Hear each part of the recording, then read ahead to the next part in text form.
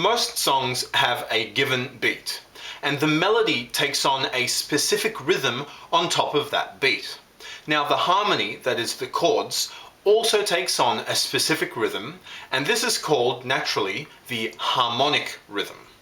Now, the harmonic rhythm is the rate at which chords change in a particular song, and is quite an interesting and important topic because it influences the strength of a chord progression and even the function of a particular chord. For example, which of these two chord progressions sounds stronger?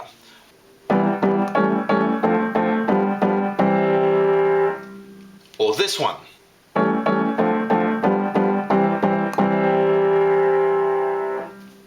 Now, hopefully you agree that the first chord progression I played sounds stronger, even though they both use the exact same chords in the exact same order.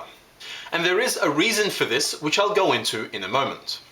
Now, chord changes are generally designed to coincide with the meter of the song. So in 4/4 time, the harmonic rhythm is generally in multiples of 2 beats. For example, you often find songs where chords change every half bar, that is every 2 beats, or every full bar,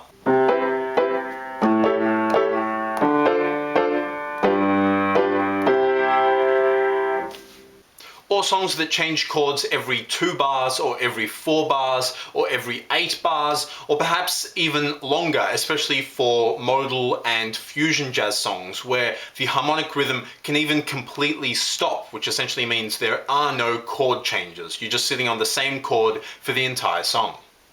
And in 3/4 time, the harmonic rhythm generally occurs in multiples of 3 beats. So you could have a song in 3/4 time where the chords change every bar,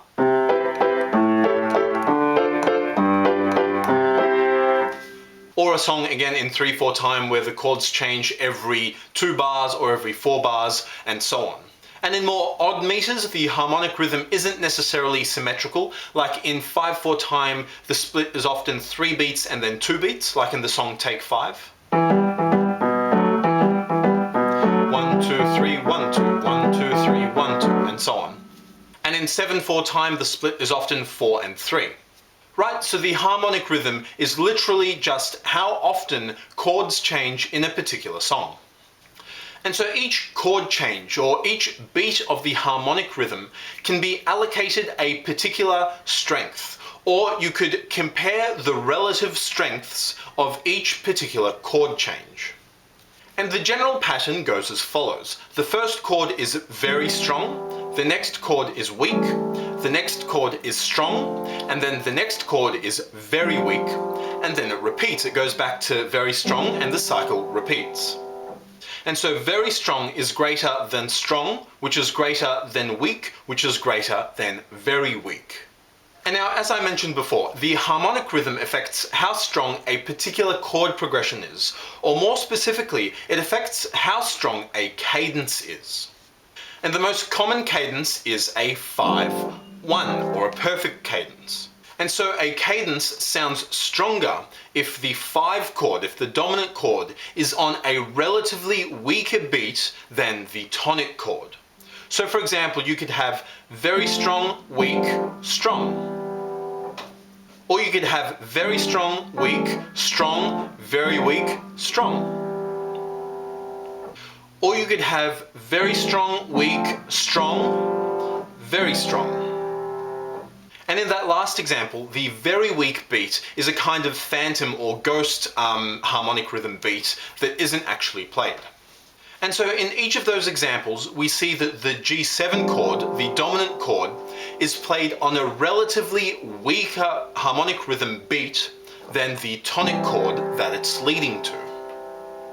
And this is why the first chord progression I played at the beginning of this video sounded stronger than the other chord progression. So the harmonic rhythm of the first chord progression I played was very strong, weak, strong, very weak, strong. So the dominant chord is resolving to a relatively stronger beat. Whereas the second chord progression I played was very strong, weak, strong, very weak. So the dominant chord is resolving to a relatively weaker beat. And that's precisely why the second chord progression didn't quite sound as strong as that first chord progression I played. So then a chord progression sounds stronger if it has the dominant chord on a weak beat, which is then resolving to a tonic chord on a stronger beat.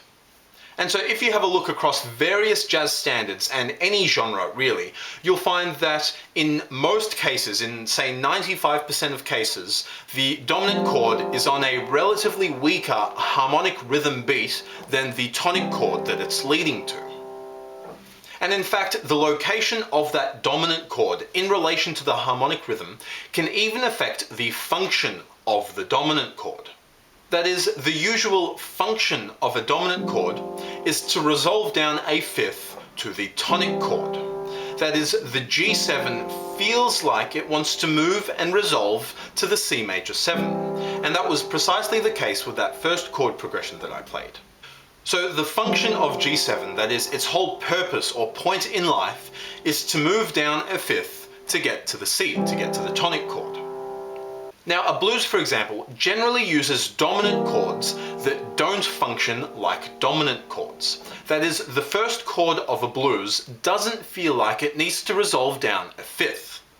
For example, the first chord of a blues in C is C7, and that C7 doesn't feel like it needs to resolve down to an F major chord.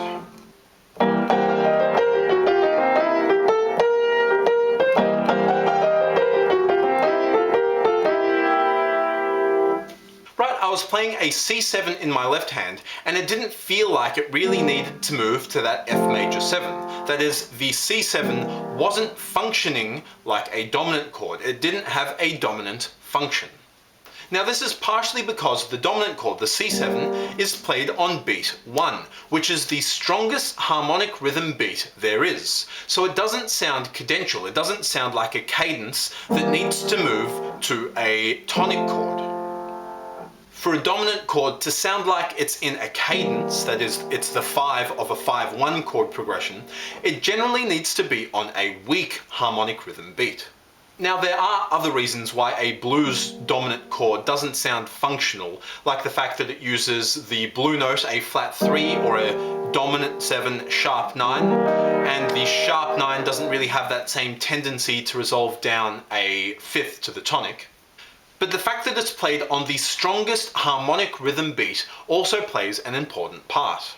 So by playing that C7 on a strong harmonic rhythm beat, it doesn't sound like it has a dominant function anymore. Instead, it sounds like it has a tonic function or a tonic dominant function.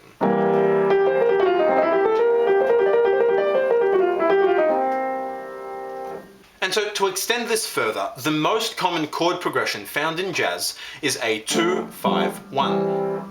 So if the 5 has to be on a weak harmonic rhythm beat, that generally means that the 2 and the 1 are found on a strong harmonic rhythm beat. So it goes strong, weak, strong.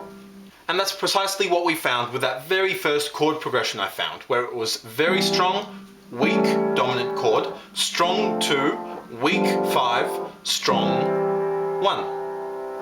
And when you're analysing a song by its harmonic rhythm, look for the general or the overall harmonic rhythm of a section and ignore any sort of anomalies or outliers. For example, a chord progression that goes as follows.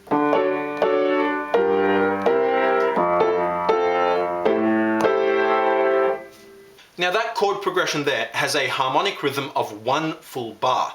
You just ignore the fact or look through the fact that in bar 2 the chords change every half bar.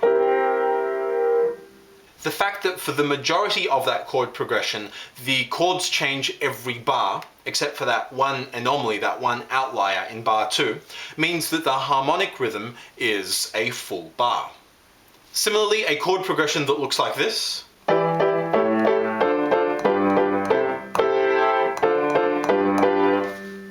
has a harmonic rhythm of half a bar, and again you ignore or look through the fact that in bar 3 the chord only changes once. So in effect you kind of have a phantom or a ghost beep which you just ignore. But do keep in mind that different sections or parts of a song can have different harmonic rhythms. So for example, a song that has an AABA form can have a harmonic rhythm in section A of 1 bar and a harmonic rhythm in section B of half a bar. That's perfectly fine.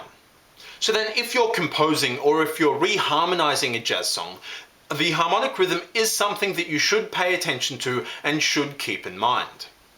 Because if you are composing or reharmonizing and you want a dominant chord to sound like it's part of a cadence that's going to the tonic chord, a 5-1 progression, then you should generally try put that tonic chord on a weak or relatively weaker harmonic rhythm beat. Cool, that's it from me. Thanks again for watching. Again, feel free to leave any questions or comments. See ya.